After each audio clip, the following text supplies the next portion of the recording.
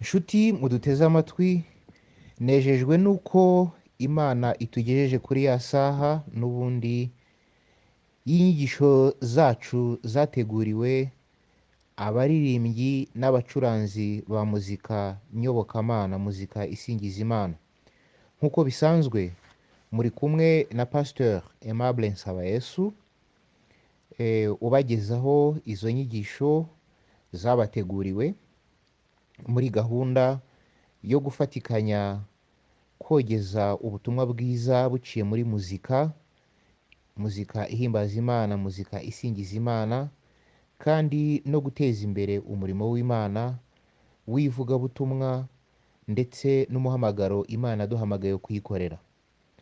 Ubushize nari nabasezeranije yuko tuzakora ikiganiro noneho tugatangira irindi somo rirebana n'iby'ingenzi umuntu agomba kumenya cyangwa se amahame umuntu agomba kumenya ku byerekeye gukoresha ibicurangisho bya muzika ndetse n'ibicurangisho bitubura amajwi. Ariko kubera ko iryo somo kuritangira bisaba hazaba harimo gukora puratike nyinshi cyangwa se kwerekana ubumenyingiro, ndetse bizasaba ko umuntu avuga amagambo make ariko ibindi agenda bigaragaza, ku buryo bizaba ngombwa ko twifashisha amavideo. Nuko kubyigisha kuri radiyo biragoranye atari kuri televiziyo, niyo mpamvu tujya dukoresha uburyo bwa YouTube channel kugira ngo ushaka kureba ibyo turi gukora. Ubushize turi kwiga ibyerekeye ijwi, twashyizeho n'amavideo tutorials, ni ukuvuga amavideo y'ibyigisho yerekana uko umuntu akoresha ijwi rye neza, imyitozo yo gukoresha ijwi n'ibindi. Ubu rero nabwo nidutangira icyigisho cyo gukoresha ibicurangisho, kwerekana ibyo bita instrument fundamentals and techniques, tekiniki zo gucuranga ibicurangisho bitandukanye, uko umuntu aba agomba kubicuranga ahagaze cyangwa se yicaye, uko umuntu akoresha ibiganza bye, uko umuntu akoresha intoki ze, uko umuntu akoresha umubiri we, amatekinike yo gucuranga atandukanye, tuzayavuga kuri radiyo ariko ntabwo bizaba bihagije. Hanyuma rero mu gihe ndi gutegura n'amavideo yabyo kugira ngo bigendane, nahisemo ko dukomereza ku rindi somo muri ya masomo 8 twabateguriye, isomo rivuga ryigisha cyangwa se rivuga ku byerekeye amatsinda yo kuramya no guhimbaza Imana, benshi bakunda kwita mu cyongereza praise and worship team. Noneho rero tugiye kuganira iby'ingenzi umuntu uba muri itsinda ryo kuramya no guhimbaza Imana yakagombye kumenya, cyangwa se abayobozi b'iryo tsinda ryo kuramya no guhimbaza Imana, ndetse natwe abapasitori n'abandi bakora mu nzu y'Imana. Cyane cyane aya matsinda yo kuramya no guhimbaza Imana akunda gukoreshwa cyane cyane mu matorero ya gikristo, amatorero ya giprotestanti. Noneho ariko hano ndashaka nanone ndaza kuza gutangira mbanza kubabwira itandukaniro riri hagati ya korali kwaya ndetse n'itsinda ryo kuramya no guhimbaza Imana, ibyo bita worship team cyangwa se praise and worship team, kuko bose bararirimba ariko hari itandukaniro ritoya, hari ikintu kiritandukanya. Munyemerere rero ibi bintu tugiye kwiga ni ibintu numva rwose mfitiye umutwaro mu mutima wanjye, kugira ngo noneho cyane cyane amatorero y'abaprotestanti, twebwe turabikunze cyane muri no minsi, cyane cyane urubyiruko, kuba baba mu ma praise and worship team, kuba bashinga amatorero, amatsinda yo kuramya no guhimbaza Imana. Rimwe na rimwe ntibabyumve kimwe n'abayobozi babayobora, nuko rimwe na rimwe buri wese akabyumva ukwe. Ni ikintu nakoreye inyigo, ni ikintu nagiye no kwihuguraho, nuko noneho mpura ndetse n'abahanga babiminuje, tugirana inyigisho zitandukanye, tugirana ibiganiro bitandukanye, dukorana amahugurwa atandukanye. Yewe ndetse ndabyibuka no mu itorero nayoboye mu myaka yashize, hari ubwo nigeze ntumira umushyitsi uvuye muri Amerika, ari icyo mutumiriye gusa wari warabyize, kugira ngo amfashe muri uwo murimo hano mu Rwanda, kuko nabonaga bikunzwe.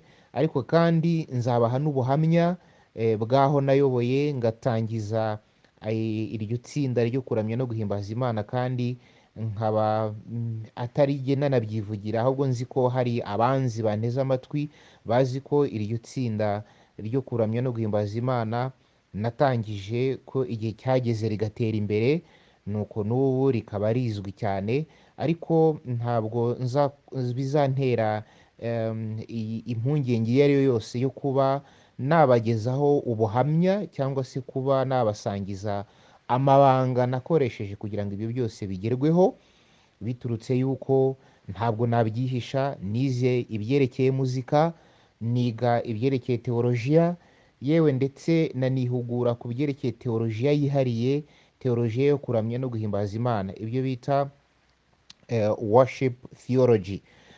Ubwo rero kandi noneho mbikoramo inyigo ikomeye cyane, ndanabisengera ndetse mbiteguramo n'amasomo yabugenewe.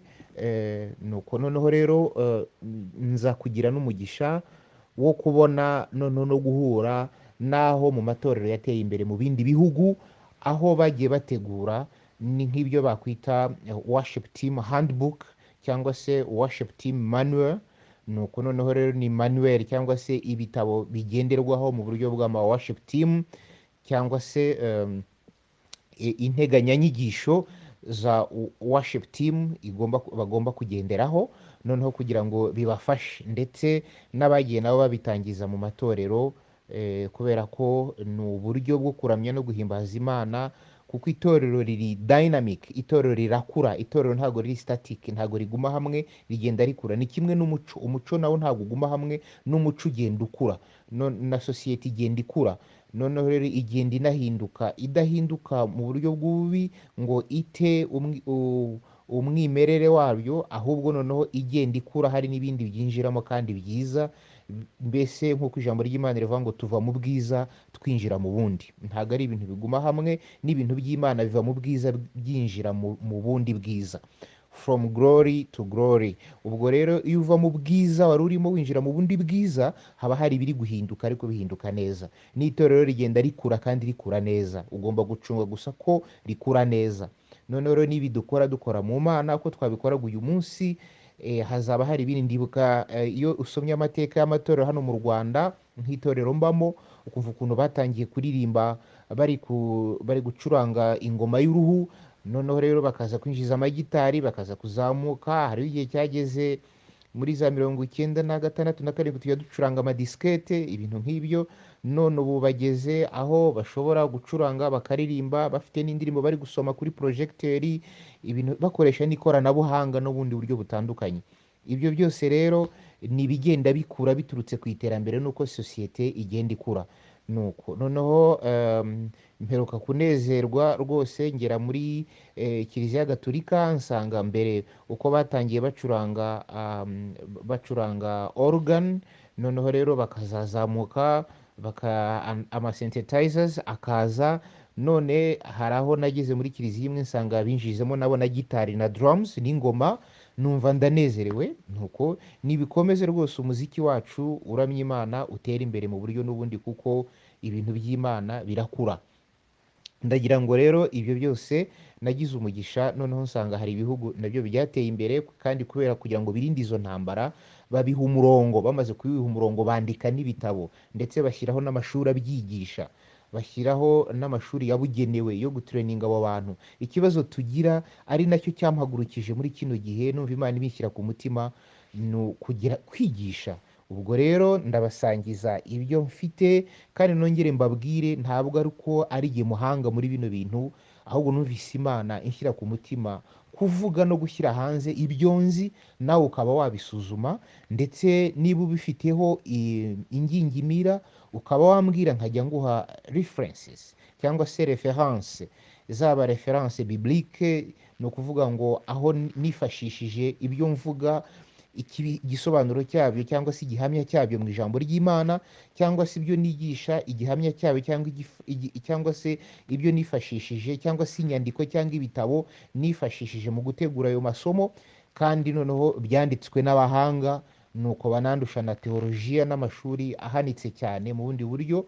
ibyo nabyo noneho rero nk'abantu b'abentelektuweli cyangwa se abashaka guhinyuza, ibyo nabyo birahari, najya nitegura kuguha referanse. Nongere mbibutse muri kino kiganiro cyacu cy'uko ushobora ikibazo wagira icyo ari cyo cyose, ushobora kunyandikira kuri WhatsApp cyangwa se ukanyohereza ubutumwa bugufi, cyangwa se ucyandikira kuri Telegram cyangwa kuri Instagram. Kuri WhatsApp rero n'ubutumwa bugufi cyangwa kumpamagara nyuma y'ikiganiro, ariko cyane cyane nko ku cyumweru nyuma ya saa munani, mwakoresha nimero 0788524650. Ndasubiramo 0788524650.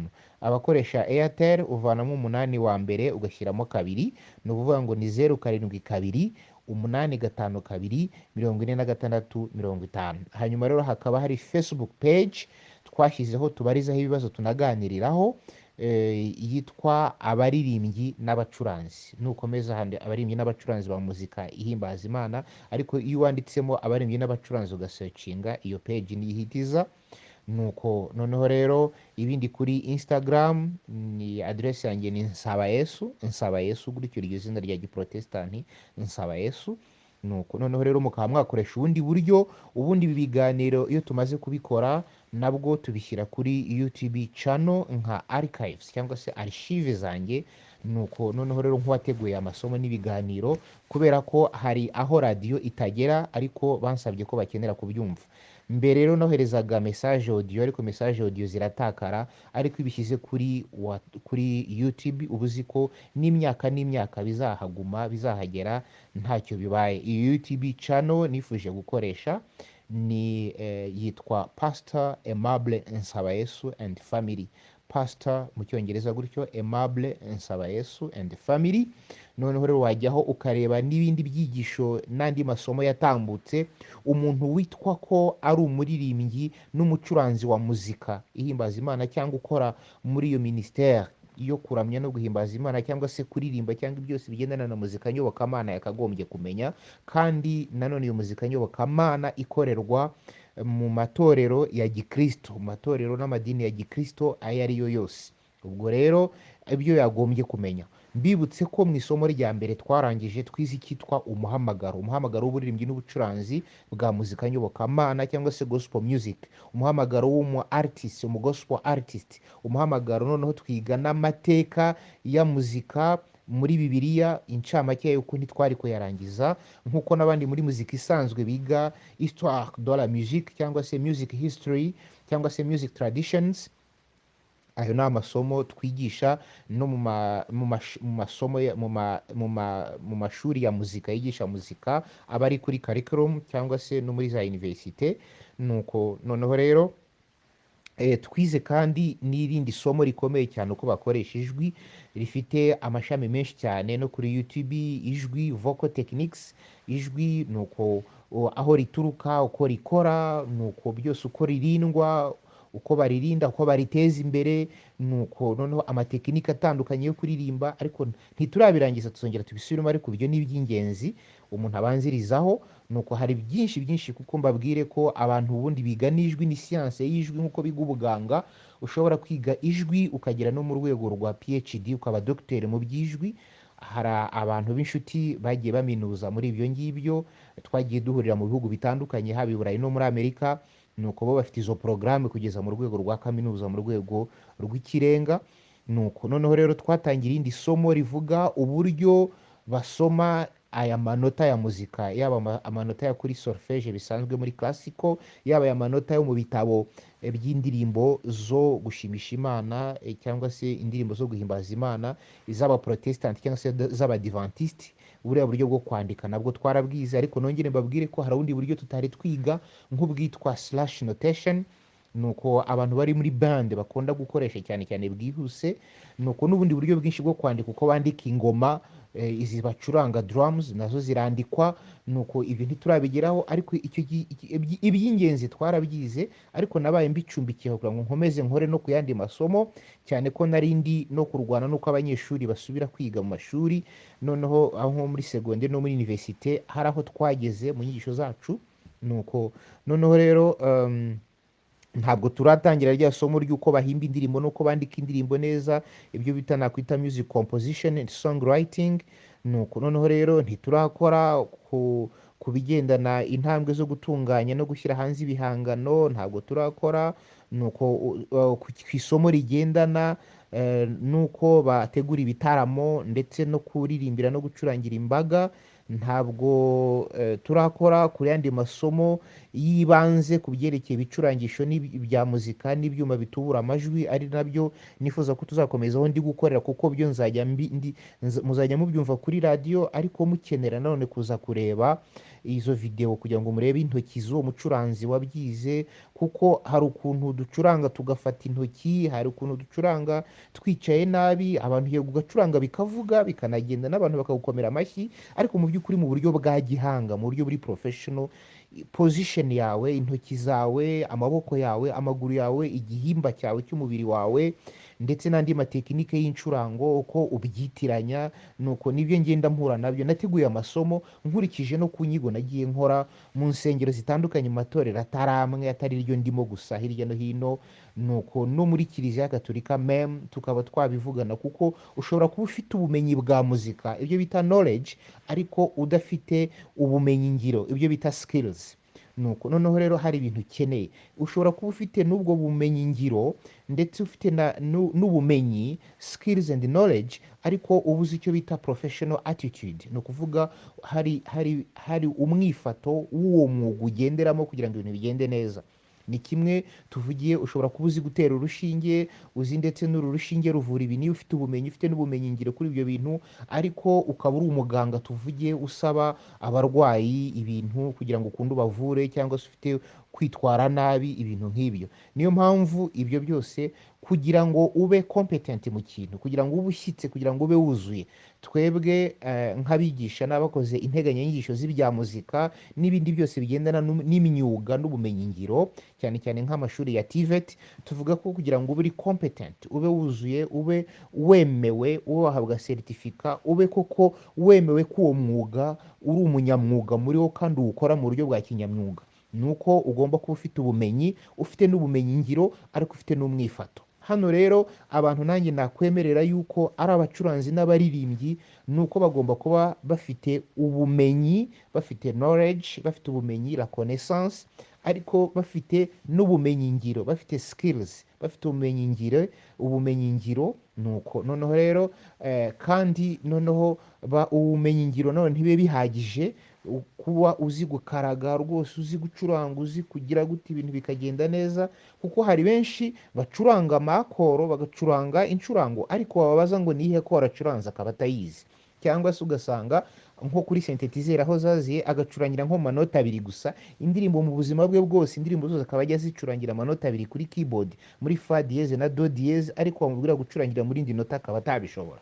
Icyo gihe rero uba ufite ubumenyi ngiro mu nota rimwe, ariko hari n'ubumenyi utazi n'iyo ryo nota baryita ngo iki. Hano rero ndagira ngo rwose cyane cyane urubyiruko nimushishikarire kugira ubumenyi bw'ibyo mucuranga, ariko n'ubwo bumenyi ntibube ubwo mu mutwe gusa ku bandi, ahubwo ubumenyi n'ubumenyi ngiro. Nuko noneho wumve hari itandukaniro, kubera ko umuziki ucuranzwe na runaka dushobora gucuranga indirimbo imwe, ariko ukumva jya uko nayicuranze biratandukanye, kimwe n'uko dushobora guteka ibintu turi babiri, ariko ibyanjye akaba ari byo biryoha, nyamara za ingredient ari zimwe, ibyo nakoresheje ari bimwe.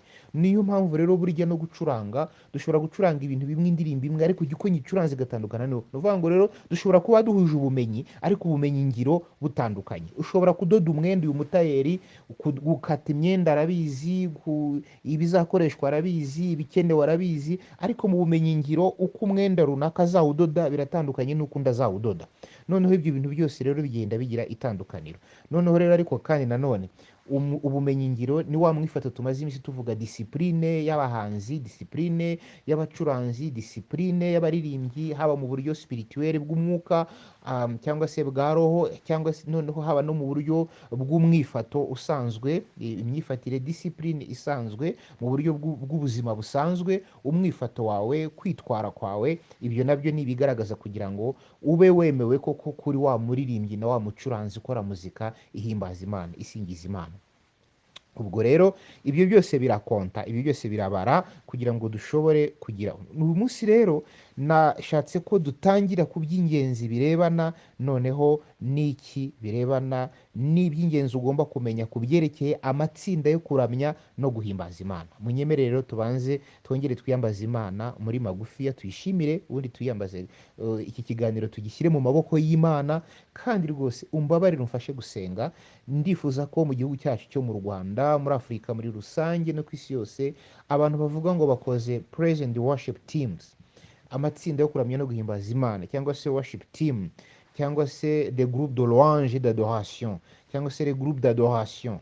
Nuko noneho rero babe bazi ibintu babisobanukiwe, kugira ngo noneho tutaba turi gukora ibintu bameze nk'abari gukina théâtre cyangwa se bari gukora drama, ahubwo noneho tube tubikora kuko ari ibintu bivuye mu mutima, bivuye no mu bwenge, bivuye no mu bumenyi, bivuye no mu mwuka wacu, kandi biri biblical based, bishingiye ku ijambo ry'Imana, kandi urufatiro rwabyo ari Kristo, ibyo twakwita ngo biri Christ centered.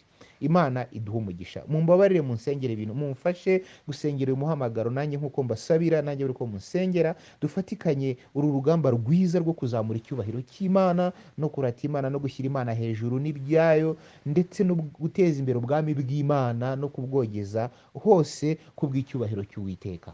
Mwami Imana yacu, ndagushimiye ko wadufashije tukaba twongeye guhura n'abaduteze amatwi. Hari abanteze amatwi bwa mbere, hari n'abo tumenyeranye muri uyu mwanya w'iki kiganiro kuri iyi radiyo, ndetse n'abazakurikira hanyuma mu bundi buryo butandukanye bw'ikoranabuhanga. Ndasenze Mwuka Wera, ndagusabye Mwuka Wera, iyo wigishije umuntu aramenya, niyo wasuye umuntu ntabwo yagucika. Mbabarira buri wese uteze amatwi kuri iki kiganiro, ubimukundishe, ubimwumvishe. Harimo abayobozi, harimo n'ababikora mu matsinda. Umbabarire isomo tugeze muri isomo ry'ingenzi ku buzima bwa buri wese, cyane ko nutabikora ngo abe ari umuramyi cyangwa se aramenya cyangwa se ahimbaza Imana, ariko ni wa wundi ujya ufashwa iyo abandi bari kuramya bahimbaza Imana.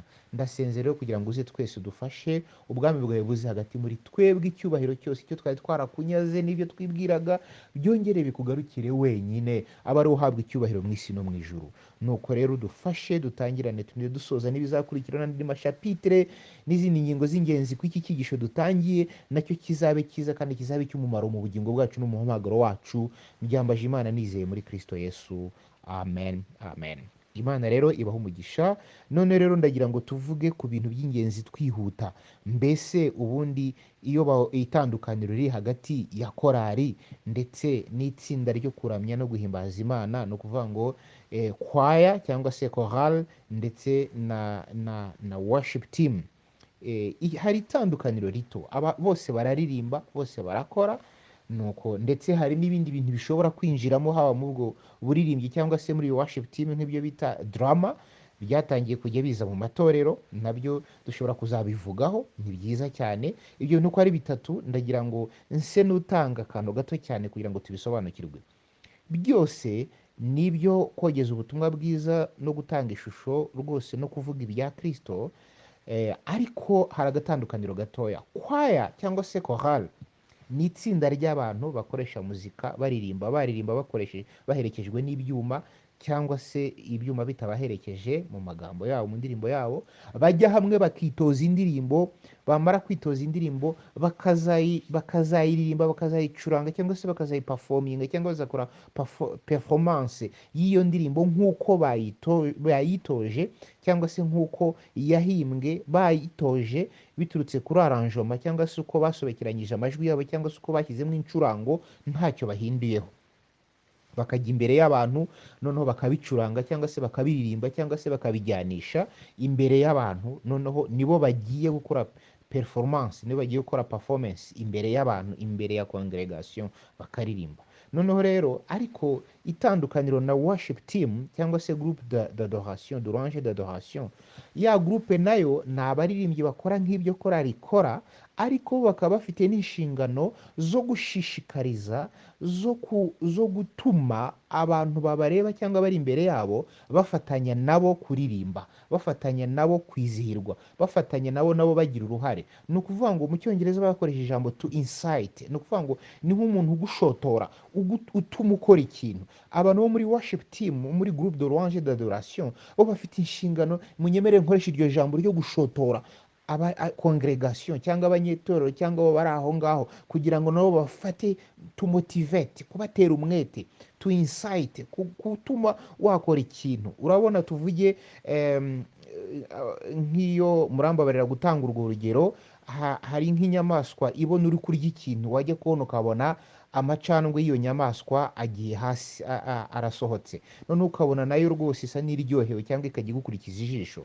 Ubu nanjye nshobora kurya ikintu uri kundeba ukumva uragishatse. Noneho rero worship team nayo rero ni abantu bafite inshingano zo gukundisha abari imbere yabo, kuririmba, gufatikanya nabo, kuramya, guhimbaza Imana, kuvuga, kuririmba, gufatikanya nabo. Nuko ariko mu cyongereza bakavuga ngo choir, for the choir, ngo the congregation may or may not sing. Ni ukuvuga ngo bashobora kuba bari kuririmba cyangwa se batari gufatikanya nabo. Ni ukuvuga ngo bagomba no guha umwanya cyane cyane korali igaperforminga, igakora ibyo ngibyo batanabaderanje, bagatega amatwi bakumva. Kuko n'ahandi mu yandi matorero nk'aho nagiye ngera mu bihugu byateye imbere, hari naho bakoresha muzika gusa, hakaba umwanya banyuramo bakavuga bati mwese mureke duceceke twumve muzika instrument, igicurangisho runaka gusa, nka keyboard, umuntu agacuranga keyboard indirimbo akayirangiza, cyangwa agacuranga lead guitar, igitari electric, indirimbo akayirangiza ari kuyicuranga, ukumva urafashijwe cyane, gitari akayiriza rwose akayicuranga neza,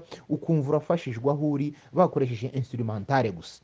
Tuvuge biturutse n'umuhango mutagatifu cyangwa se umuhango wera bagezemo, niba bari nko kubatiza, niba bari nko gutanga igaburo ryera, niba hari aho umupasiteri ari gushyingira umuntu, ageze ku mwanya wo kwambikana impeta cyangwa gukora ikindi, bagashyiramo ya instrumentale, muzika ikoresheje ibicurangisho gusa, nabwo ukumva urubatswe, ndetse ukumva amarira araje, ndetse ukumva ubugingo burahembutse, ndetse ukumva wingiye kugusunikira ku Mana, kandi ari uwo muntu wacuranze gusa. Mwibuke ko ibyo byabaga kuri Dawidi, agacuranga, imyuka mibi yari iri muri Sawuli igahunga. Nuko rero burya dushobora gushima Imana tuyishimishije ibicurangisho birenga, bivuga n'amajwi atandukanye, cyangwa se dukoresheje amajwi yacu, cyangwa se byose biri kumwe, amajwi n'ibicurangisho byose bigendanye.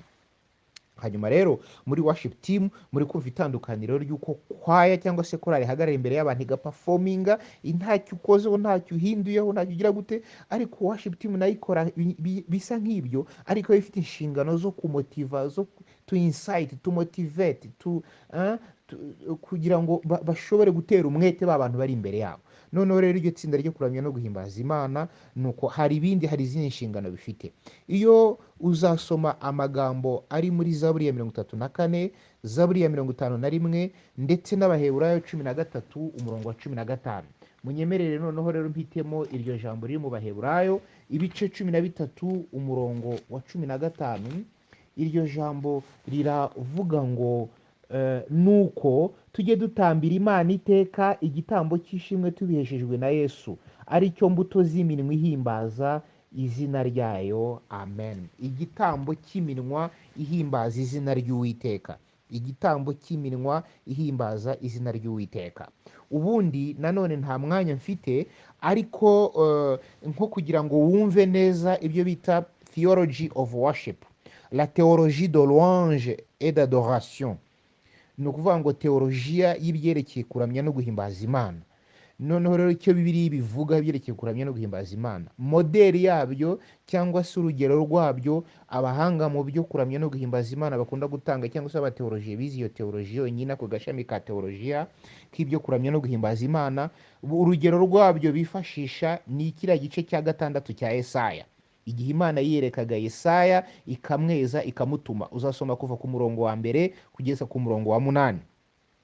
Noneho rero munyemerere yenda nihute mpasome aho hantu. Mu mwaka umwami Uziya yatanzemo, nabonye umwami Imana yicaye ku ntebe y'ubwami ndende, ishyizwe hejuru, igishura cyayo gikwira urusengero. Abaserafi bari bahagaze hejuru yayo, umuserafi wese afite amababa 6, abiri yayatwikirizaga mu maso ye, yandi abiri yayatwikirizaga ibirenge bye, ayandi abiri yarayagurukishaga. Umwe avuga ijwi rirenga abwira mugenzi we asingiza ati, Uwiteka Nyiringabo arera, arera, arera, isi yose yuzuye icyubahiro cye. Imfatiro z'irebe ry'umuryango zinyeganyezwa n'ijwi ry'uwavuze ijwi rirenga, inzu yose yuzura umwotsi. Maze ndavuga nti, ni ishyano ndapfuye we, kuko ndi umunyamunwa yanduye, kandi ntuye hagati y'ubwoko bufite iminwa yanduye, kandi amaso yanjye abonye umwami Uwiteka Nyiringabo. maze umwe mu baserafi arahaguruka aza aho undi afite ikara mu ntoki ryaka yakuje urugarama ku gicaniro arinkoza ku munwa arambwira ati dore rigukoze ku munwa gukiranirwa kwawe kugukuweho ibyaha byawe biratwikiriwe. Numva ijwi ry'umwami Imana riti ndatuma nde, ninde watugendera? Maze ndavuga nti nige bari jye utuma. Nuko ushobora gukomeza n'ayo magambo, ariko iriya 80 ya mbere niyo igaragaza iby'ingenzi bishingiyeho muri iyo teolojiya yo kuramya no guhimbaza Imana. Ntabwo nabona umwanya, ariko iyo bavuga worship cyangwa se kuramya, ubundi nk'uko praise, iyo twebwe dukunda muri systeme cyane cyane nk'abafaransa nibo bazanye iryo jambo ngo louange adoration, ariko mu Bongereza cyane cyane nk'Abanyamerika bo babikubira hamwe mu ijambo ryitwa worship. Natwe tukavuga ngo kuramya no guhimbaza Imana, ariko bo mu Cyongereza bari kubira muri iryo jambo worship. Iyo bavuga worship, to worship, ni ukuvuga ngo biba bikubiyemo ibyo byose, kubera ko nk'iyo bavuze cyane cyane ni uko baba bagendeye kuri ubundi buryo bw'amateraniro basigaye bakora bita worship service. Worship service ni ukuvuga ngo amateraniro yo ku cyumweru atari traditionnel, aho umuntu aza agahagarara hariya afite imihango gusa agendeyeho, ahubwo rya teraniro ryo ku cyumweru uba wumva riri participative. Cyane cyane mu matorero ari ayo bita congregationist, ni ukuvuga ngo ni amatorero afite imiyoborere igendeye ikomatanyije, ni ukuvuga ngo abayobozi n'abayoborwa bose bagira uruhare. Ariko hari andi matorero n'amadini ya gikristo ayo bita episcopal. Noneho rero ayo bita episcopal ni amatorero n'amadini ya gikristo ariko udashobora kuvuga ngo uragira icyo ukoramo, ahubwo gikorwa n'umuyobozi, biva hejuru bimanuka gusa. Ni ukuvuga ngo niba ari ijambo, niba ari icyo ubwirwa, niba ari ibyo biga, ni umuyobozi wenyine gusa, nta ruhare rw'undi muntu ugomba kugira icyo avuga. Naho murabona nk'ama eglise ari congregationnel cyangwa se ari pentecotiste, ni ukuvuga ngo n'umuntu ashobora kugira icyo Imana imwereka. Twemera ko Imana ishobora kugira icyo yishurira undi munyetorero cyangwa se umumambure, akaba nawe yagira uruhare muri ayo materaniro. Niyo mpamvu hazamo umwe akaza akavuga ati nanjye, tugashyiraho umwanya wo gushima Imana, tugashyiraho umwanya wo gutanga ubuhamya, tugashyiraho umwanya wo gutanga ibyifuzo, gusangira, gusabirana, kugira gute abantu bari kumwe, ibintu nk'ibyo.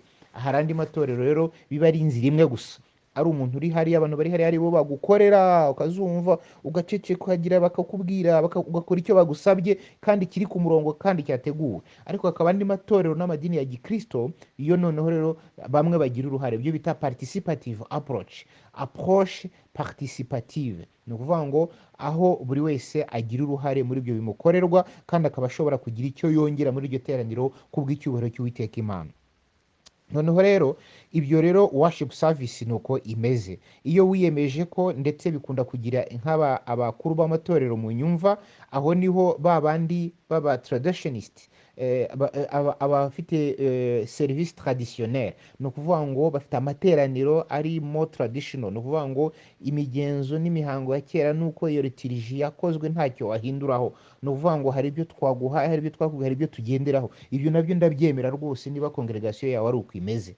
Ariko noneho hari noneho rero uburyo bwa service noneho zo ku cyumweru, cyane cyane nk'amateraniro n'uburyo bwo kuramya no guhimbaza Imana. Mu materaniro imwe aho ngaho ushobora kuba umuyobozi uri hariya, ukabona umudiyakoni akuzaniye agapapuro akakubwira ngo hari umuntu uri hariya ushaka gushima Imana, kandi wabigenzura ugasanga bizagirira umumaro abanyetorero bagiye kubyumva. Cyangwa se nabati nanjye mfite umurongo Imana yampaye, cyangwa mfite ubutumwa nahawe n'Imana ngomba kugeza kuri no teraniro. Nubwo waba uri umupasiteri urabisuzuma, kuko nawe Imana iba yaraguhaye umwuka wera, nicyo gituma uba uri umuyobozi, ufite roho mutagatifu yo kugenzura ibyo bintu. Wabona kuko bivuye ku Mana, Imana umwuka wera akagukonvenka, cyangwa se akakwemeza ko uwo muntu agomba kuvugira mu iteraniro, ukamuha umwanya. Byose bikorwa neza kandi muri gahunda nk'uko Pawulo yabyandikiye itorero ry'i Korinto.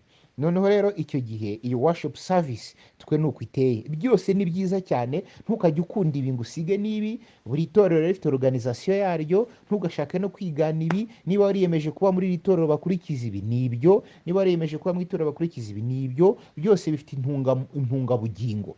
Ni nk'uko umwe ashobora kuvuga ati igihe nzakoresha cuisine cyangwa se nzateka ibiryo nkoreshe cuisine ya kinyafurika, undi nzateka nkurikije guteka inteko cyangwa se z'ikinyaburayi, abandi nzakoresha inteko zo muri aziya, nuko cuisine asiatique, ibintu nk'ibyo. Noneho rero ibyo byose buri wese agira kandi byubaka umubiri, yaba cuisine ya kinyafurika. Natwe rero hano iyo dukoresha uburyo bwo kuramya no guhimbaza Imana, byose byubaka ubugingo kandi bizatujyana mu ijuru, bizadufasha, biducira inzira yo kujya mu ijuru, bitwerekeza ku Mana. Ariko buri wese ahitamo biturutse kuri discipline na doctrine ya Eglise, puruvike icyangombwa ni uko tuba dufitanye ubumwe n'umushyikirano, imitima yacu itaducira imanza, dufitanye ubumwe n'umushyikirano n'umwuka wera ndetse n'ijuru ridushima. Hanyuma rero muri biriya bice bya hariya mu buryo bwo kuramya no guhimbaza Imana, bavuga ko worship, iryo jambo worship ni ukuvuga ngo rero ni imirimo cyangwa se imihango yera cyangwa se mutagatifu cyangwa se ibikorwa umuntu akora bigaragaza ubuhangange cyangwa se ugukomera kw'Imana.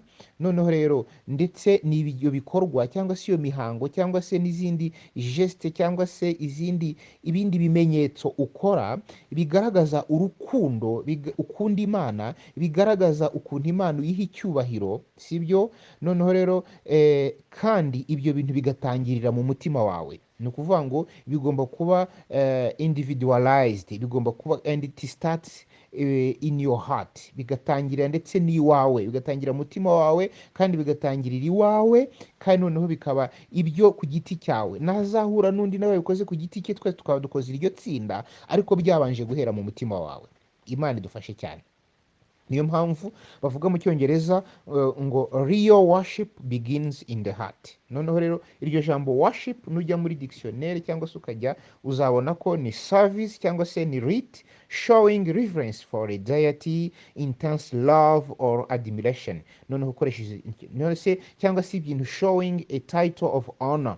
Noneho rero ibyo byose ni ushobora gusoma worship muri dictionnaire cyangwa se muri Wikipedia ukareba uko babivugaho. Ariko noneho rero nuvuga ngo bya bindi the real worship, kwa kuramya no guhimbaza Imana, bitangirira mu mutima wawe kandi mu buryo buri individuel. Hari umuteologie witwa A.W. Tozer, noneho rero wabivuzeho cyane ngo worship noneho rero ibanziriza mu mutima wawe, noneho rero mbere y'ibindi bintu byose. Kandi worship ni ukuvuga ngo ni bya byiyumviro wiyumvamo by'ubumana muri wowe, sibyo? Kandi ngo iyo wowe n'umwuka wera, ni ukuvuga ngo ya worship, kwa kuramya no guhimbaza Imana, bikuzanira kwihana, bikwegereza Imana birushijeho mu buryo bwose. Ndetse uwo mwene data wanditse ibyo bitabo yagerageje no kuvuga ibintu bijya bitera inzitizi mu kumva ko kuramya no guhimbaza Imana byaje muri wowe mu mutima wawe, ku buryo wumva wirekuye uri imbere y'Imana, nta bindi bitekerezo byawe n'ibyumviro byawe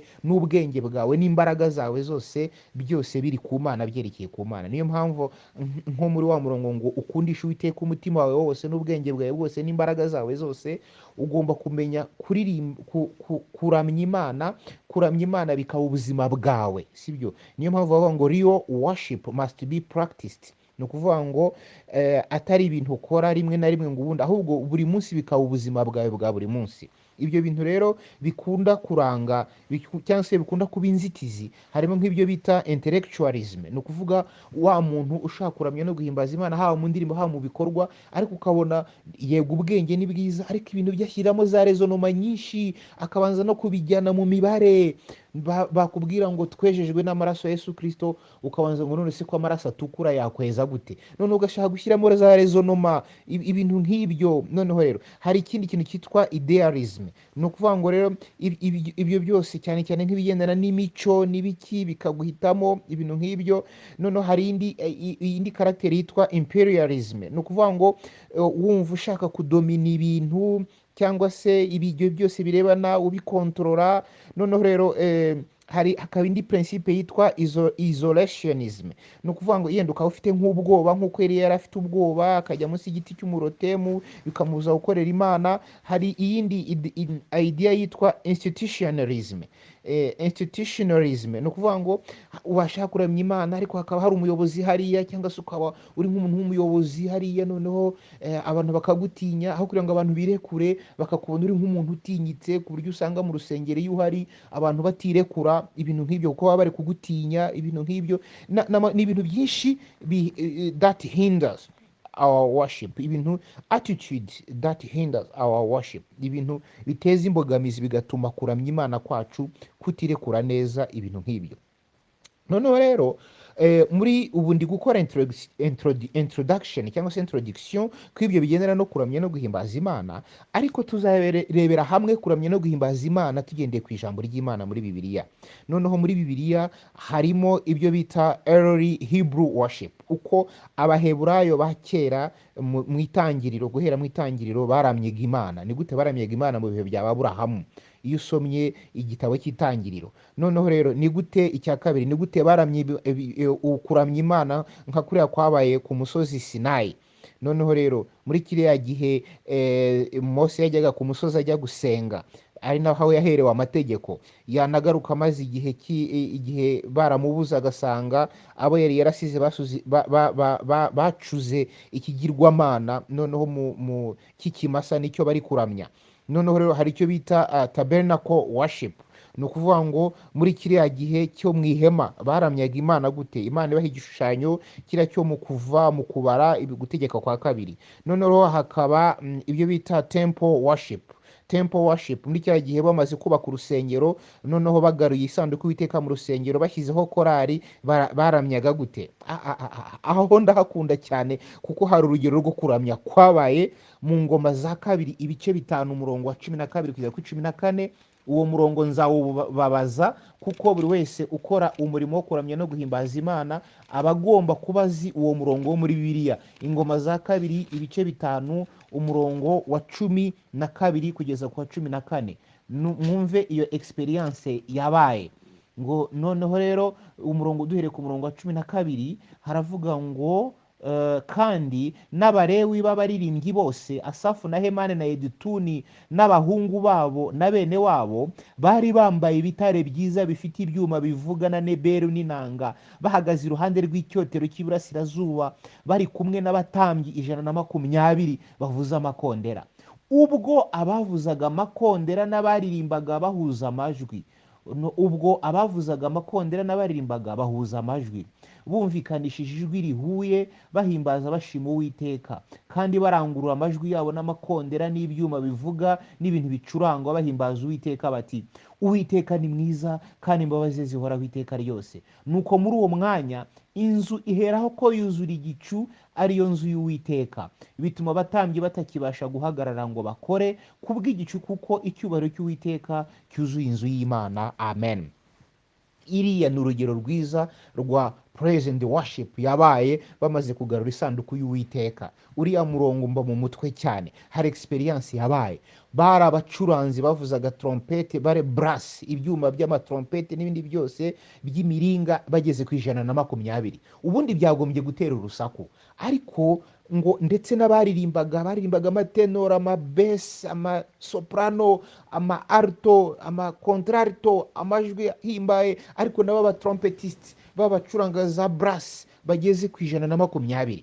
ngo bamaze kubihuza, ubwo ni ukuntu aho ngaho hari principe yitwa blending, uri gucuranga instrument ku buryo atari gihe izanye ngo zisakuze, ngo wumve gitari iri gusakuza, bass iri gusakuza kurusha ibingoma umuntu ari guhonda uko ashatse, gross case cyangwa se kick iri gukubita uko ishatse, ahubwo byose barabiyungurura, barabicuranze neza. trompete akamenya gucuranga buhoro, akamenya kuringaniza neza amajwi, bamaze kubishyiramo n'umutima uhuye na refrain nziza, ngo nimushime Uwiteka kuko izina rye, ngo nimugire gute, Uwiteka ni mwiza, imbabazi ze zihoraho iteka ryose, his love endures forever. noneho the Lord is good, niyo nyikirizo, niyo chorus basubiragamo, the Lord is good, Imana ni nziza, his love endures forever, kubw'icyubahiro ngo urukundo rwe ruhoraho iteka ryose. bagasubiramo aya magambo n'imitima ihuye n'umutima uhuye, ari bamwe uko bari barenzaho ngo muri iryo tsinda, ngo bituma uko bagendaga babihuza bakora blend nziza, ntawe uri imbere, bose bahuje umutima, bose bacuranga ibintu byumvikana, bose babihuje, ntawe uri kwishyira imbere, n'imitima iciye bugufi. icyabaye ni igiki? byatumye ngo mu rusengero huzura umwotsi w'ubwiza bw'Imana, ngo bituma abatambyi batakibasha gutamba kuko urusengero rwari rwuzuye ubwiza bw'Imana. Noneho abatambyi bahagara. Ibyo bintu byagiye bimbaho inshuro nyinshi, nkayobora korali ngakora blend nziza, nawe waba wibuka aho mwabikoze mwarasenze mumaze iminsi musenga mufite soruti mwajya kuririmba, noneho rero n'umuvugabutumwa wari ugiye kubwiriza ubwiza bw'Imana mukumva bwabururukiye aho muri mukumva hari impumeko nziza, abantu bakihana bagapfukama bagaca bugufi. Atari ibingibi byateye by'imidiho, atari ibingibi byateye nk'aho abantu bari muri gym tonique cyangwa bari kuri stade bogeza, ahubwo kumva hari ubwiza bw'Imana. Noneho kugeza ubwo wumva igicu cy'ubwiza bw'Imana kibagose, noneho umupasiteri yajya guhaguruka, wajya kumva niba mwarimbye ku ndirimbo ivuga mu ijuru, wajya kumva ati kandi bene data koko tuzajyayo, haleluya, tuzajya mu ijuru, nimwitegure. Wajya kumva bya bindi nari nateguye ibi ariko noneho ndumva dukwiye kuvuga ibi. Ni ukuvuga ngo bigereranywa na cya gihe abatambyi batari bagishoboye gukora imirimo kuko hari hiyuzuriye ubwiza bw'Imana, Imana ari iri kwikorera. Imana idufashe cyane. Iyo wahuje amajwi neza n'ibicurangisho byiza, ubwiza bw'Imana burabazenguruka, namwe mukumva mufite impumeko nziza, mutameze nk'abari muri competition ngo buri kurimba ucungana na korariya, bamwe babaha amashyi menshi abandi babaha amashyi makeya, abandi ngo mwe mwicaye hariya ngo babarushije, abandi mwe mwicaye hariya ku buryo nuri kuri mixage ashobora kwica ibyuma by'abandi bari kugira. Rwose uwo mwuka mubi waduteye, nitwongere tureke icyubahiro cyose kigarukira Imana. Ntago tuba turi mu marushanwa, ntago tuba turi kugira gute, tuba turi ufite ya ntego ivuga ngo soli deo gloria, kubwo icyubahiro cy'Uwiteka Imana yonyine. None rero tuzarebera hamwe hariya muri temple worship ni gute byagenze, ariko noneho tuzarebere hamwe na icyo bita synagogue worship, cyagiye rero mu gihe cy'abatambyi, mu gihe cy'abafarisayo, mu gihe cy'abasadukayo, muri kiriya gihe cya Yesu, ni gute abatambyi bazanaga ibitambo, ibitambo batangaga, amasengesho, inyigisho n'ibiki byose batangaga, ibintu nk'ibyo, uko biyirizaga ubusa, uko bakoraga uko biyirizaga ubusa, uko batangaga ibitambo n'ibindi byose bakoraga. Ibyo turabifite mu buryo bw'ijambo ry'Imana. Noneho turebe nanone, dukomeze twinjire cyane igice cyitwa worship in the New Testament, ni ukuvuga ni gute bakoraga kuramya no guhimbaza Imana, noneho tugendeye ku isezerano rishya, cyane cyane mu isezerano rishya. Noneho nka hariya uko mu byakozwe n'intumwa ibice 42 bashishikariraga kumva iby'intumwa zigisha no kumanyura imitsima no gusenga, habaga urumva no kuririmba, ibintu nk'ibyo. Ari naho ririya jambo Paulo yavuze yandikira Abakorinto ibice bitatu, nako Abakorinto ibice bitatu ku murongo wa 16. Noneho rero iki gihe urumva ntihari hakiriho insengero kuramya Imana gusa hariya nk'uko mu nsengero zubatswe no mu matafari, ahubwo ni insengero noneho Imana ituyemo, ni izi nsengero zacu arizo z'imitima yacu n'imibiri yacu. Niyo mpamvu n'ubu ngubu insengero kubera iki cyorezo cyateye zarafunzwe, ariko Imana yakomeje gukorera mu bantu bayo. Hano Paulo yaranditse mu bice bitatu by'igitabo cya urwandiko rwa mbere rw'Abakorinto ibice bitatu umurongo wa 16 ngo ntimuzi yuko muri urusengero rw'Imana kandi ko umwuka w'Imana aba muri mwe, ngo umuntu utsemba urusengero rw'Imana, Imana izamutsemba, kuko urusengero rw'Imana ari urwera kandi urwo rusengero ni mwe. Ni gute noneho turi gukora worship iri muri twebwe, igendeye muri twebwe? Imana idufashe cyane. Hanyuma rero nitumara gukora izo nyigo, noneho tuzahuza, ni ukuvuga ngo gukora application, guhuza ibyo bita Old Testament and the New Testament worship. Uyu munsi noneho rero aho tugeze muri kino cyiciro cyacu, generation yacu, turi guhuza noneho worship yo mu isezerano rya kera na worship yo mu isezerano rishya. Noneho rero ariho habonekamo kuzamura ibiganza, kuramya ibiganza nk'uko Zaburi ya 28 umurongo wa 2, niba ufite agakaramu uzajya wandika. Ariho harimo gucuranga ibicurangisho nk'uko Zaburi 150 bivuga, harimo kuramya Imana mu buryo bwo kwihana no kuyegera nk'uko Zaburi ya 38 habivuga. Ariho harimo gutanga ibya 10 n'amaturo no gutanga yandi maturo no kwitanga no gufasha abandi nk'uko mu Migani 3:9 bivuga. Ariho harimo noneho ibyo noneho no kwitera hejuru no kuvuza ijwi ry'ibyishimo, ibyo bita shout of joy, no gukoma amashyi no kuvuza impundu nk'uko Zaburi ya 66 habivuga.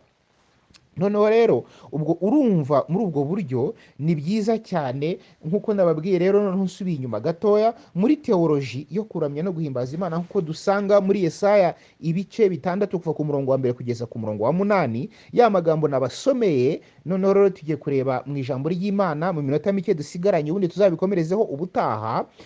mu buryo bwo kuramya no guhimbaza imana, igice cya mbere ni uko tugomba kumenya yuko igice cya mbere hari intambwe eshanu zo kuramya no guhimbaza imana tugendeye kuri ya teoloji.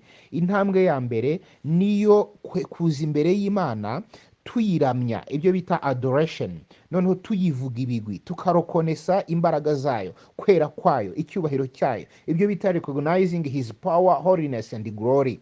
intambwe ya kabiri noneho rero iyo wamaze kubona kwera kwayo, kuko uriya yaravuze ngo Uwiteka rera rera rera, uko ugenda uvuga kwera kw'Imana, uko ugenda urokonesa kw'Imana yera, uko ugenda uzirikana kw'Imana ifite icyubahiro, kw'Imana itinyitse, kw'Imana utapfa kuyijya imbere uko ubonye.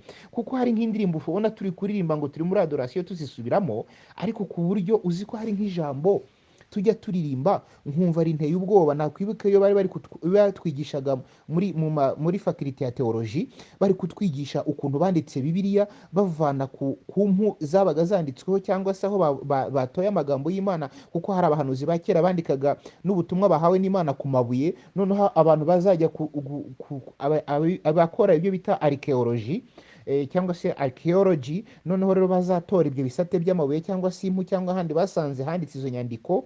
niko ibi bitabo byo muri Bibiliya byinshi byagiye byandikwa. noneho rero bakoze ubushakashatsi bakabisanga aho ba Yesaya babitabye n'aho abandi bahanuzi babitabye, noneho bakazabihuriza hamwe. uzi ko ngo iyo basangaga hari ahantu handitse ijambo ibyo bita tetragramme divin, ziriya nyuguti zivuga Yehova, noneho uzi ko babanzaga bagakaraba, bakabanza bagafata umwanya bagakaraba, kuko bagiye kuvuga izina ry'Uwiteka.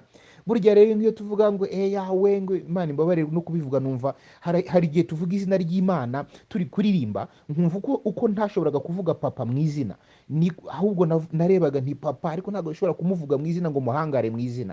narebaga ukundi mubyeyi, papa, data, dawe, nuko ni wowe umpa ibi, ariko sinashobora kumuvuga mu izina. noneho tukari ukuntu duhangara tukavuga Imana mu izina ryayo. icyo gihe rero ntabwo tuba turi kurokonesa imbaraga zayo no kwera kwayo n'icyubahiro cyayo. iyo ni intambwe ya mbere mu kuramya no guhimbaza Imana. iyo rero ugenda ubivuga uzirikana ko Imana ari yera, niyo mpamvu nasaba ngo abantu bakora present worship bagombye kuba bafite na nosiyo kuri Bibiliya, bafite nosiyo ku bintu by'ingenzi, ku burere bwa gikristo. hari ibintu dukora ukabona nta burere burimo, nta burere bwa gikristo burimo, ukabona ntituzi Imana. nanjye sinyizi ndi kubabwira, ngerageza kuyapuremwe icyama nkayimenya, ndacyafite inzira n'inyota byo kuyimenya, ariko byibuze niduce bugufi tumenye ko iby'Imana bitamenyerwa, ko iby'Imana atari ugupfa kuyidumbukiza imbere. ko abakera byasaba kubanza kwezwa no gutunganywa. mwibuke ko no mu masengesho niyo tuvuga ngo tugiye gusenga, hari abantu bibwira ngo bazasaba Imana imbabazi ngo biyeze ari uko bari mu masengesho cyangwa se barindiriye umuntu barondora, ariko burya no kuririmba present worship uba ugomba kubanza kwezwa. intambwe ya kabiri ni ukurokonesa cyangwa se kuzirikana yuko ko turi abanyabyaha. hariya yaravuze ngo yewe ngo mbonye ishyano ko ndi umunyaminwa yanduye, ndetse ukazirikana n'ikindi kintu cyaba kiri kugutandukanya imbere y'Imana. intambwe ya gatatu, noneho nawe iyo wamaze kwibonaho ibizinga, noneho ukora icyo bita confession, ukatura, you confess your mistakes to God and you ask for your forgiveness, ugasaba Imana imbabazi, ugakonfesa, ukatura. noneho hariya yaravuze ngo ndi umunyaminwa yanduye, ndetse ntuye hagati y'abafite iminwa yanduye. noneho rero Yesaya intambwe ya kane, amaze kubabarirwa nibwo noneho Imana noneho rero yamugejejeho igitekerezo, itangira kumuhamagara, iramuhamagara amubwira ati noneho rero ninde natuma, ninde watugendera. intambwe ya gatanu rero nuko amaze kubona ibyo nawe yashubije umuhamagaro, no gusubiza umuhamagaro, aravuga ati nanjye ndi hano. yumvise iryo jwi rimuhamagara, nawe ararespondinga, noneho arasubiza, aravuga ati ndi hano mwami, arasurrendinga, azamura ibiganza, I surrender all to God, noneho j'abandonne tout à Dieu, byose mbikoreje Imana, ndaje ndi hano mwami, bari gutuma. buri buririmbyi bwose bwo muri adoration abantu uzabona ngo bakoze amatsinda yo kuramya no guhimbaza Imana ariko bakaririmba ubona birebaho, ukabona aracyari kureba ku isaha yambaye, aracyari kureba ku rukweto yambaye, aracyari kureba ku myenda yambaye, aracyari kureba ku matara ari kumumurika, aracyari kureba kuba bari kumwe, agasoza indirimbo adafite guca bugufi no kwihana, cyangwa buri teraniro na session mu materaniro hatazabonekamo ngo ya ndirimbo igeze abantu kuri Kristo ku buryo ujya kumara kuyiririmba abantu bose bikubise hasi, uzamenye ngo hari ikintu wabuze, hari n'ikintu iri kubura mu buryo butandukanye. Noneho rero nzakomeza ndi kubagezaho n'amabanga akomeye cyane nifashishije muri experience personnelle igiye ku giti cyanjye nifashishije kugira ngo noneho nshobore kubaka itsinda ryo kuramya no guhimbaza Imana, cyangwa se n'ubu nakwifashisha mu buryo kugira ngo nubake itsinda ryo kuramya no guhimbaza Imana rwose rigeze ku rugero rwiza. Ibanga rya mbere nshobora kuribabwira yina nzaribaganiriza nitonze. Ibanga rya mbere ryitwa kuvuga ngo nuko ikintu cyose kigira ikiguzi, you pay the price. Ikiguzi cyose byansabye kugira ngo ngere, niba ari ikiguzi cy'igihe, niba ari ikiguzi cy'amafaranga, niba ari umwanya wanjye, niba ari imbaraga zanjye, niba ari amajoro naraye, niba ari ukwiyiriza ubusa, ikiguzi peu importe le prix, whatever the price, bintwara kugira ngo ibyo nzabigereho. Intambwe ya mbere is to pay the price. Intambwe ya kabiri ni ugukora inyigo, noneho nawe ugakomanga, ugasenga, ukabaza Imana, ukabuza Umwuka Wera, you do your own research. Noneho you search, you seek, you knock, ugakomanga. Noneho rero ukavuga uti nanjye ngiye kureba niki gikenewe, ndakorana n'abande, ndabikorera hehe, ndabikora gute, ukabikorera inyigo. Ibyo nabyo nabigezeho. Icya gatatu babyita to build a momentum. Noneho ya momentum, noneho ukavuga ngo ngiye, urabona iyo utwaye imodoka ukavana ikirenge kuri accelerateri, igendera kuri wa muvuduko yari ifite ariko iza kugeraho igahagarara. None niba ushaka imodoka ikomeza kugenda, nuko uzakomeza ikirenge kuri accelerateri cyangwa se kuri gas pedal. Nawe rero niba ushaka kubaka ibintu ariko ntukomeze uwo muvuduko n'uwo murego wabyo, bigeraho bigahagarara. Ibanga rya gatatu nuko nakoze ikintu kizatuma nubaka ikintu gituma ibintu bihoraho bigakomeza gutyo. Ibanga rya kane nuko you work for unity, ukubaka ubwo bumwe ku buryo biriya bintu bitakubakiyeho, ahubwo ari ibintu bifatikanije n'abandi, ku buryo mu gihe udahari kuko nta muntu kamarwaho, noneho bya bintu bizaba byubakiye no ku bandi ku buryo bikomeza. Usanga amatsinda amwe namwe yubakiye ku muntu runaka, yaba adahari abakristo bakabihirwa, yaba hari akabigo bigenda neza, harimo naho bahengeza babona adahari bakigendera, cyangwa se bagafashwa ari uko runaka hari. Ibyo ayo mayerere dukunda, ayo makosa tukunda kuyakora. Ugomba gukora ku buryo amatsinda aba yubakiye kuri unite, kandi n'ubwo bumwe bwo mu mwuka no guhuza, ntawe wishyira hejuru, ntawe uri hejuru y'undi. Ushaka kuba umukuru akaba ari wowe umugaragu w'abandi, ni ukuvuga ngo ari wowe utwara ibicurangisha, ari wowe ubyensitara, ari wowe ubikora, ugakora ibintu byose ukabyihambiraho, ari wowe ubihanagura, ari wowe ubisengera, ari wowe ubyingingira. You work for unity. Noneho rero ibanga rya gatanu, don't give up, ni ukudacika intege. Uzahura n'ama-challenges, uzahura n'ibigukubita, uzahura n'ibiguhonda, ariko ukamenya ngo ayo mabanga yose nzemeranya ngenyiramo, ngewe nimeje ko nta kizaca intege. Bazantuka, bazansebya, bazandenganya, bazagira bate, bazangendaho, bazangambanira, bazanyanga, bazagira gute, ariko kuko nshyigikiwe n'Uwiteka, I will never give up, ntabwo nzigira ncika intege. Ngaya amabanga nabyo ibyo bintu tuzaganira. Ubundi nitumara kuganira kuri ibyo byose, noneho turebere hamwe, hari inyigisho tuzakomeza ubutaha ko ibyo bigendana n'amatsinda yo kuramya no guhimbaza Imana. Turebe noneho twinjire muri Bibiliya, turebe n'izihe ntego umuntu uramya ahimbaza Imana agomba kugenderaho, nihe vision, n'irihe yerekwa agomba kugenderaho, n'iki Bibiliya ivuga ku byerekeye worship, byo kuramya no guhimbaza Imana. Bibiliya hari ibintu 7 nabwo tuzavuga yuko tugomba kuramya no guhimbaza Imana. Hari icyo Bibiliya ivuga ijambo worship mu Giheburayo iryo bita barak, noneho bivuga ko ugomba kuramya Imana mu buryo bwo guca bugufi. Hari ijambo Bibiliya yakoresheje rya worship ariko ikoresha ijambo ryo mu Giheburayo ryitwa harar, ni ukuvuga ngo kuza imbere y'Imana nk'uko Dawidi yagiye imbere y'Imana akabyina imbere yayo adafite ikindi yitayeho, motivation cyangwa se ikintu cy'imbamutima ye ari uko akiza Imana imbere. Hari indi jambo ry'Igiheburayo tuzasobanura ryitwa shabak. noneho rero ukuntu uramye imbere y'Imana, uramya uri imbere y'Imana, uri kureba ubumana bwayo yonyine gusa ariyo ushyize imbere. Hari irindi jambo ry'igiheburayo ryitwa tahila, hari irindi jambo ryitwa toda, hari irindi jambo ryitwa yada, hari irindi jambo ryitwa zama, ari yuko kwa kuramya Imana noneho ushingiye ku ndirimbo na muzika, aribyo twe dukora tukibwira ko twaramije Imana, ariko ako kaba ari agace ko kuramya Imana. Ariko hari andi magambo y'ibiheburayo Bibiliya yagiye ikoresha bigaragaza kuramya Imana kuzuye ni ukuhe, dushingiye ku ijambo ry'Imana, dushingiye no ku bumenyi mu bya Bibiliya. Igihe cyandenga mvuze ku byo kuramya no guhimbaza Imana, ariko iri somo naryo muzarikunde kandi muzambabarire murarike n'abandi, nuko noneho kandi mukomeze gukurikira n'ibindi byigisho, kuko muzasanga ukuntu ari ucuranga, ari ukora kuri sound, ari ukora ku matara, ari uwinjiza abantu abicaza, ari uririmba, ari utera indirimbo, ari uyobora abana, ari ugira gute, bagomba gufatikanya kugira ngo kuramya no guhimbaza Imana bye kugira inkomyi, ahubwo bigende neza, itorero ryose rifashwe, ubwiza bw'Imana bwuzura urusengero, ubundi Imana yonyine aba ishyirwa hejuru, kandi ubugingo bwacu bufashwe imbere y'Imana, tubone n'indi migisha yo kuyikora no kuba imbere yayo. Kuko iyo uramije Imana neza uhakura umugisha, ariko iyo uramije Imana nabi uhakura umuvumo. Hari ijambo rero tuzagenderaho ari ryo ngiye gusozerezaho, riri mu Balewi ibice 22 umurongo w'9, rivuga ngo nicyo gituma bakwiriye kwitondera umurimo nabarindishije, kugira ngo utabazanira icyaha ukabicisha, kuko bawononnye. Ndi Uwiteka ubeza. Imana idufashe, amen. Tuzasubira ubutaha. Imana ibahe umugisha.